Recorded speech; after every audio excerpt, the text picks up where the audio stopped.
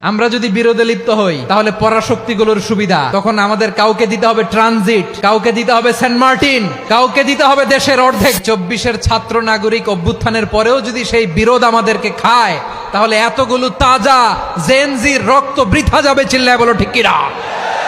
মনে রাখবেন, যখন আমি একা থাকি তখন আমি ব্যক্তি, যখন আমরা সবাই মিলি তখন আমরা শক্তি।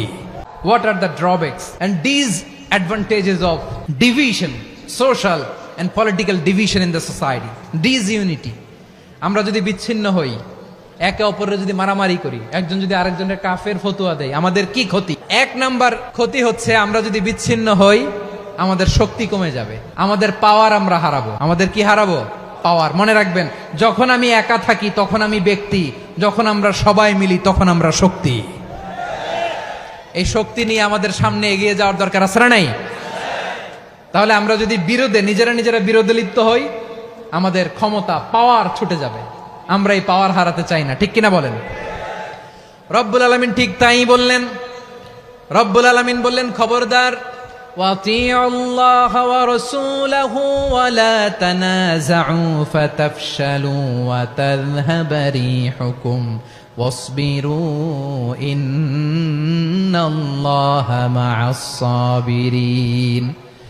আল্লাহর আনুগত্য করো, নবীর আনুগত্য করো, কিন্তু খবরদার নিজেরা বিরোধে লিপ্ত হয়ো না, নিজেরা মারামারি করো না, তাহলে তোমাদের শক্তি কমায় দিবে কে? ফাতাফশালু, তোমরা সাহস হারাবা, ওয়া তাযহাবা রিহুকুম, তোমাদের শক্তি কমে যাবে, পাওয়ার কমে যাবে।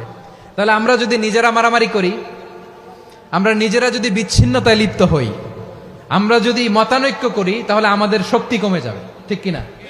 আমরা শক্তি কমাবো।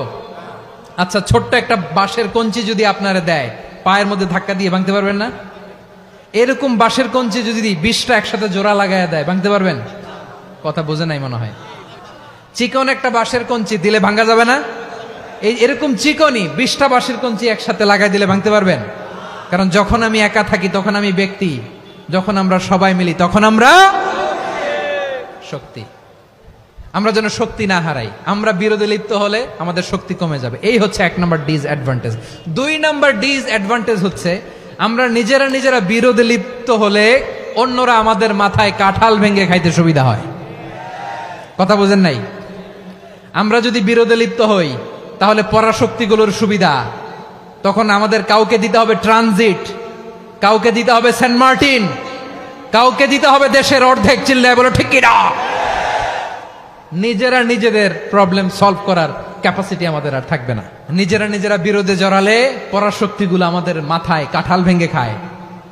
তখন ভারতের পিছনে দৌড়াতে, আমেরিকার পিছনে দৌড়াতে আমাদের জুতার তলা ক্ষয় হইয়া যাইবে। নিজেদের প্রবলেম সলভ করা যাবে না। আমরা যদি অন্যের পিছনে না দৌড়াতাম আর এই বিরোধকে থামাতে পারতাম, বাংলাদেশ আজকে যেখানে আছে তার কমপক্ষে 50 গুণ সামনে থাকতো। চিল্লায় বলেন ঠিক কিনা? তাহলে 1 নাম্বার ক্ষতি হচ্ছে আমাদের পাওয়ার লেস হয়ে যায়, আমরা দুর্বল হই যদি আমরা বিরোধ করি। 2 নাম্বার হচ্ছে পরাশক্তিগুলোর সুবিধা নেয়। 3 নাম্বার হচ্ছে আমাদের উন্নয়ন, দেশের উন্নতি, অগ্রগতি, এটা স্থবির হয়ে যায়, এটা বাধাগ্রস্ত হয়। প্রিয় ভাইয়েরা, ইউনিটি, ঐক্য হচ্ছে একটা দেশের উন্নয়নের মূল ভিত্তি। ইউনিটি অফ এ কান্ট্রি, এটা হচ্ছে একটা সাস্টেইনেবল ডেভেলপমেন্ট, সোশ্যাল স্ট্যাবিলিটির জন্য এটা অনেক গুরুত্বপূর্ণ। এজন্য বিরোধের কোনো স্থান আমরা দিব না, আমরা ঐক্যবদ্ধ থাকবো ইনশাআল্লাহ। বলেন, আর কখনো কাউরে কাফের বলে গালি দিবেন? তুই জাহান্নামী বলবেন? ঝগড়া লাগলে লাগাই দিবেন? তাহলে কি করবেন? মিলায় দিবা। আওয়াজ করে বলেন, কি করব? প্রিয় ভাইয়েরা, এই বিরোধ গত 50 বছর তো আমরা দেখেছি। ধর্মীয় অঙ্গন বলেন, সামাজিক অঙ্গন বলেন, রাজনৈতিক অঙ্গন বলেন, এই বিরোধ আমাদেরকে শেষ করে দিয়েছে। এই 24-এর ছাত্র নাগরিক অভ্যুত্থানের পরেও যদি সেই বিরোধ আমাদেরকে খায় তাহলে এতগুলো তাজা জেনজির রক্ত বৃথা যাবে। চিল্লায় বলো ঠিক কিনা? বৃথা যেতে দিতে চাই না, আমরা ঐক্যবদ্ধ থাকতে চাই। রাজি আছেন? আমরা আর কাদা ছোড়াছুরি করব না। অনেক হয়েছে, আন্না, এবার থামুন। অনেক হয়েছে, আন্না।